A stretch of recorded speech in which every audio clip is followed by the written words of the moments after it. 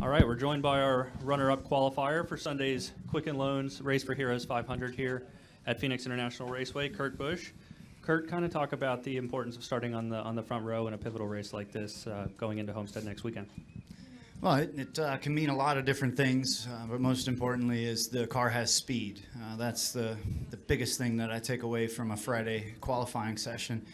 And the way it acted in race trim and the way the team put together this great setup and great car, I feel like I let them down a little bit in qualifying. That's how good the car feels. But to be outside pole, that's a great start.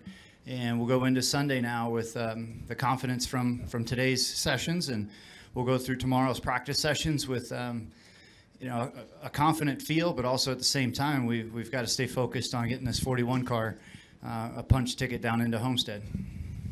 With that, we'll open it up to the floor for questions. Please raise your hand, state your name and affiliation. We'll bring a microphone around to you.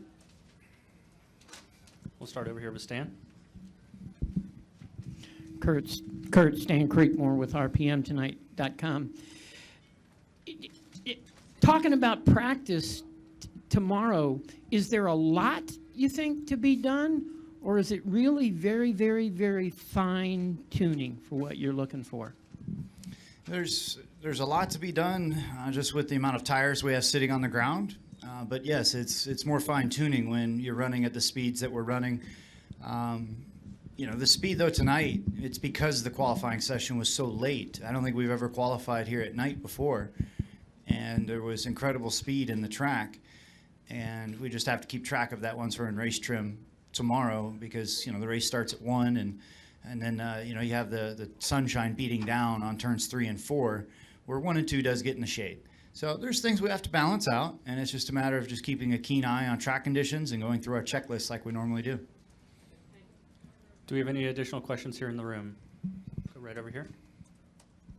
Kenny Bruce with NASCAR.com. Kurt, how much of a difference does it make as far as, had you not qualified in, say, the top 12 or top 15, I mean, today's over with, would you be doing the same thing tomorrow regardless of where you're starting? Because there's nothing you could do to improve your starting position, obviously.